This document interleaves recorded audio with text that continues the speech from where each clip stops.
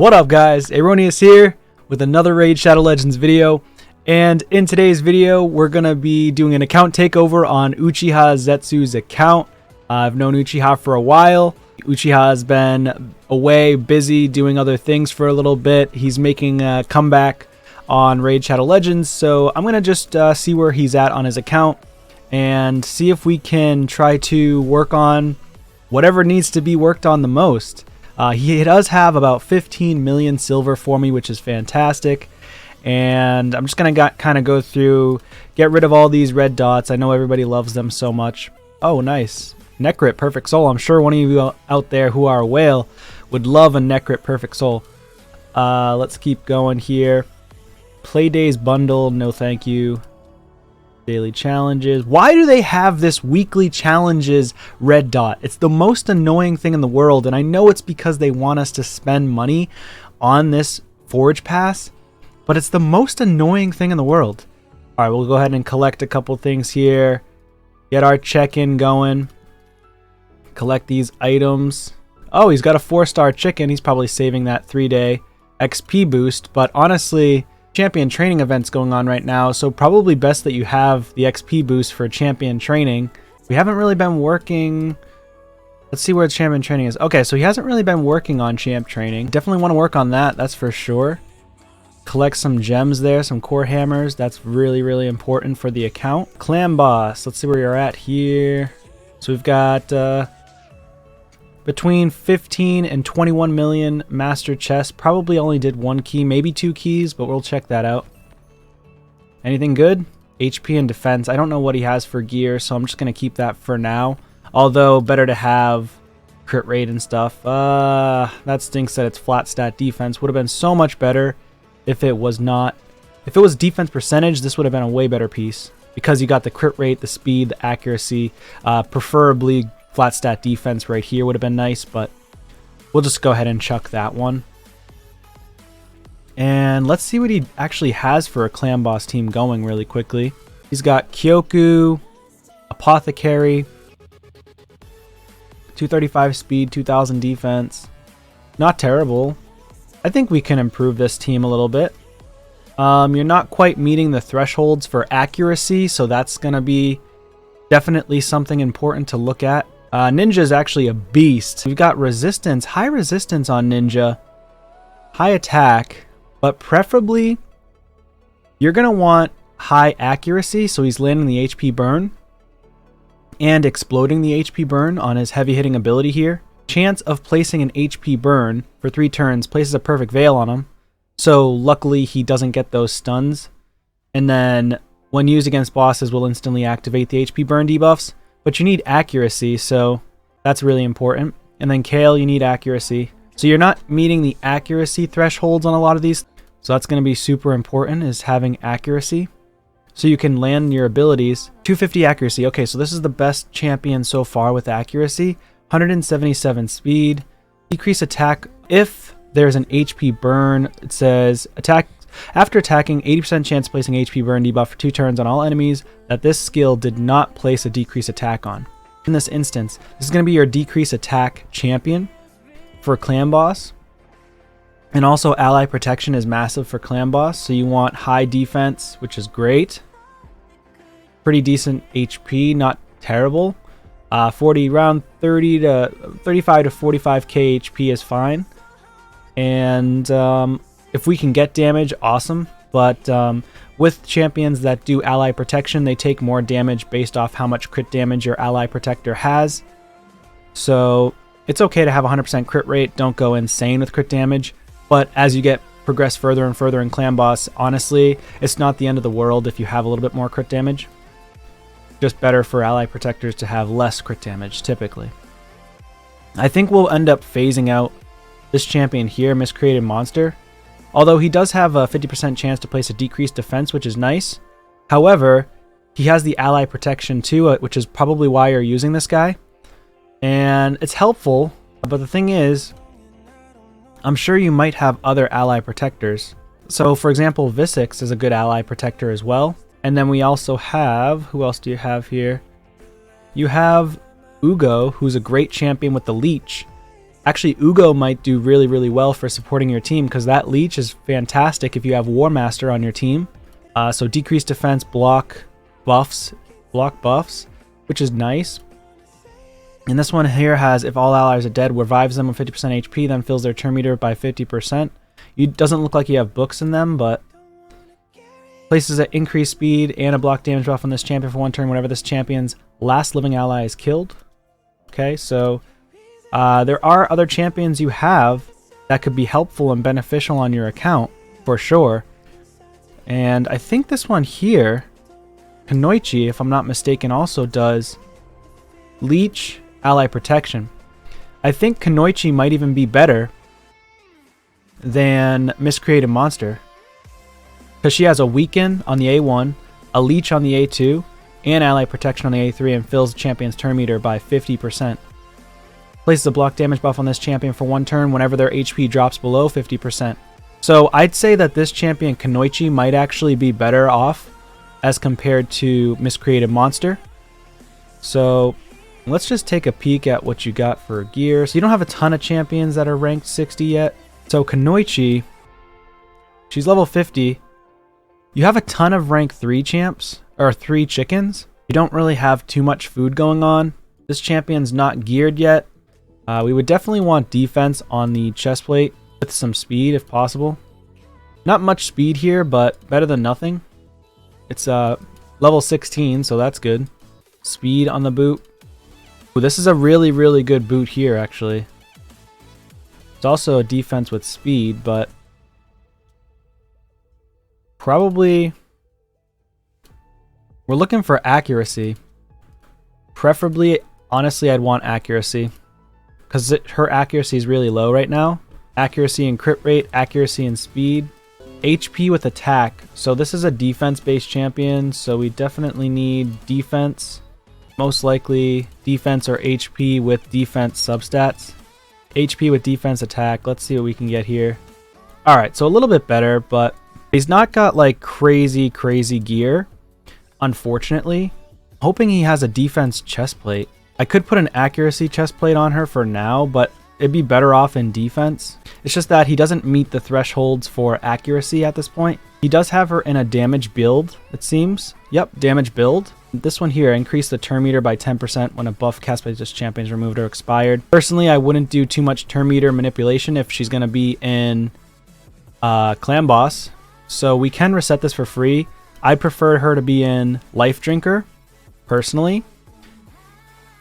Unless you're specializing her in a specific area in the game.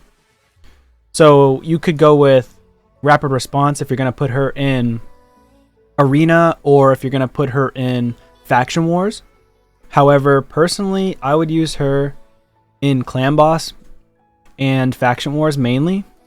Go down this way, and eventually you'll get a better build where you don't need to go down the support tree. And preferably, I would rather go down the defense tree, if we can help it, to do counterattacks, because she has the A1 Weaken. So counterattacks are a lot better, especially if she got Weaken and can do a halfway decent damage on this champion. I don't know how much damage she can do. I've never personally used her. But I think with the chest plate for accuracy, we can do that. So let me see if you have any forge material too. Because if you have forge material for perception, which you don't, so you'll definitely want to make sure you're farming more Faction Wars. So if you continue to farm Faction Wars... Oh, wow, okay. Alright, so you definitely need to farm Faction Wars for materials. When in doubt, if you just have rares, just throw them in there and farm. Because if you win in Faction Wars, I think you can also gain experience from Faction Wars as well. So Faction Wars is like your best friend. And honestly, Venomage can probably farm the first 3 to 5, maybe even 6 stages for you. If you just have one champion that's level 60 or level 50, they're probably going to be able to farm the first 3 to 5 stages, maybe even 6 stages, maybe even the boss if you're lucky. So you should be farming all the time on Faction Wars. And the Forge is going to be your best friend. So yeah, so you get very little experience, but you do get experience. And like I said, Venomage is one of your better champions here. So she's going to be able to farm your first few stages. Build her for clan boss too, yep. Because Venomage, that's another thing, is she can be used for clan boss. So let me actually see, because I don't even think you had Venomage in clan boss. Plus your champions are not geared, so let me take a look at Venomage really quickly. Ooh, she's only at 117 speed, so she's actually really slow. She's too slow. Barely enough accuracy. She has an attack boot on. She needs more accuracy too. She needs to be basically completely re-geared. Plus you have a flat stat defense on her. I'm just going to destroy this. Flat stat defense as a chest plate's not good. You're kind of looking for speed on a lot of this gear. You want to really, really look for speed. So for her, I'd probably do attack percent with speed. Like something like this boot is going to be helpful with more speed. However, you want her tanky as well. And you need accuracy. So here's like accuracy here. So attack, resistance, speed, but there's no accuracy, but it is an accuracy boot. So if you're looking to get attack percent on her, great, but you need her to have speed too. But if you can't meet the speed threshold with attack percent, then you need to go for full speed. And it looks like you don't have any other speed boots on your account besides these two. That's not looking good. You definitely want to farm for speed boots, for sure. A little bit more speed if we can get it. Yeah, this is pulling from my account. This is not pulling from his account at all.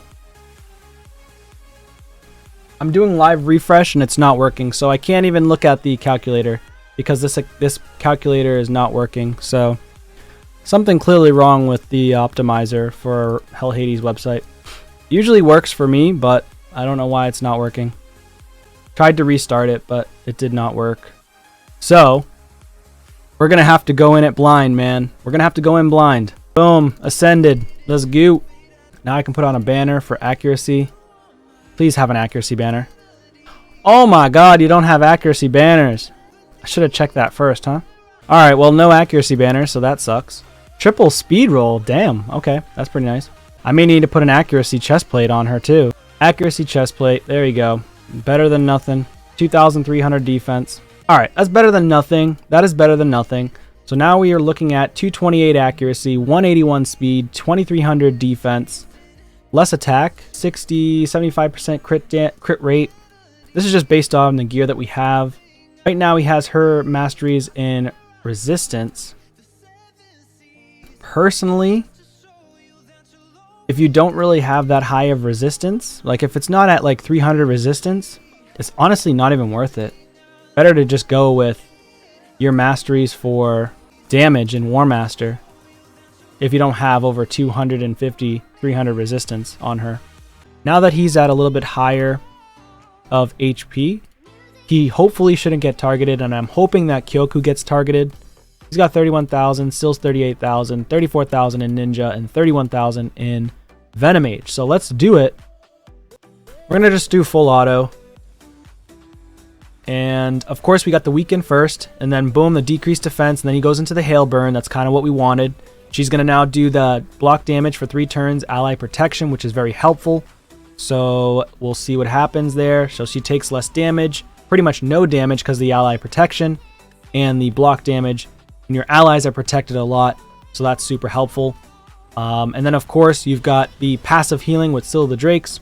You've got the healing with so she did take the stun, by the way. The healing with also Apothecary in clutch situations. We're always going to have the heal reduction up there for a good amount of time. We're always going to have the decreased defense. We're almost always going to have the weaken. We're going to have a decreased attack out as much as possible. So that mitigates the amount of damage we take. So the whole point of Clan Boss is to try to mitigate as much damage as possible, right? You don't want to take damage. You also want to do as much damage as possible. And ultimately you need HP burn, you need decreased attack, decreased defense, weaken. So she's continuing to take the stun, which is what I'm looking for. And Kyoku's in the lead, increases everybody's defense by 30% because the decreased defense or increased defense aura. So this team is probably going to be your team for a little bit until you upgrade it. And I do think that we may end up getting a 1 key on Brutal. he hasn't gotten a brutal 1 key before. So now, unfortunately, he switched and put the stun on our ninja. So that's what we didn't want. So ultimately, a little bit of tuning will help that. Ninja may need a little bit more HP, and he should be fine to receive it. The other reason why we end up getting the debuff on another champion is based on all the buffs that you have on your current champions. So if there's a certain amount of buffs, so let's see how Kyoku has too many buffs. Because she has too many buffs, he ends up going for the champion with the lower amount of buffs. So that's the other thing you have to keep in mind with the clan boss. Too many buffs on one champion means that he'll redirect and go for the champion with a lower amount of buffs. So you got to be careful with that as well. I still think we're going to get close. We might not get it because of the stuns, but we'll see what happens. But she is now attacking multiple times. She took the stun because, again, there's buffs on the other 3 champions here. 1 here on Syl, 2 here on Ninja. Now she has 1 buff, and Ninja has 2 buffs, so he shouldn't take the stun. But he also has less HP. He tends to go for the champions with lower HP as well, with the stun. We were able to place the ally protection, and she is attacking a lot. And Kyoku, you're going to notice she will have a lot of damage. So now the stun goes on Apothecary because she had an increased speed and a block damage, where Apothecary only had a increased speed. But luckily, Apothecary is going to heal himself up a lot, so that's super, super helpful. And again, she's going to keep on placing that ally protection, which is very beneficial. And with Apothecary's healing, and with Syl the Drake's passive healing, the team should get pretty decent damage. And as time goes on, you're going to see Ninja gets more and more damage on the boss. So that's really great. And of course, if one of them goes down, you have Syl the Drakes who can help you by picking up one of your fallen champions, your allies. So that's huge. So we're at turn 22 so far. We're at almost 15 million points on Brutal.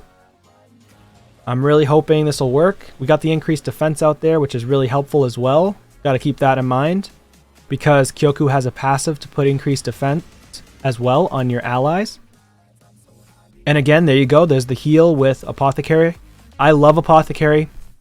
I think he's a fantastic champion, and you guys should not be looking past Apothecary just because he's a rare. He's an amazing, amazing rare champion, especially when you put him in Giant Slayer. So he's going to keep on proccing the Giant Slayer. And then you want to put War Master. If you have War Master on all of your allies for Clan Boss, you're going to get way more damage. So we're getting close. We did have one of our champions finally die, but Syl the Drake's going to pick him back up like that, put an ally protection on him. We almost made it. We almost made it. So if we ended up having War Master and Giant Slayer on champions, I think we would have got a 1 key there. So we're very, very, very close to 1 key. As you can see, Kyoku actually did really good damage. She got 3.6 million damage. We've got Apothecary with 1.9 million. Syl the Drakes with 700,000, a little over 700,000. Ninja with just about 10 million. And Venomage with a little over 2 million. And Kyoku actually did more damage than Venomage, because Venomage isn't really built with high damage right now. So your main damage dealer is going to be Ninja. And then Syl the Drakes, again, putting her in War Master would have done more damage as well. But that's not terrible. That's a lot better than it was, because I think you were doing 2 or 3 keys. But right now you can almost do a 1 key.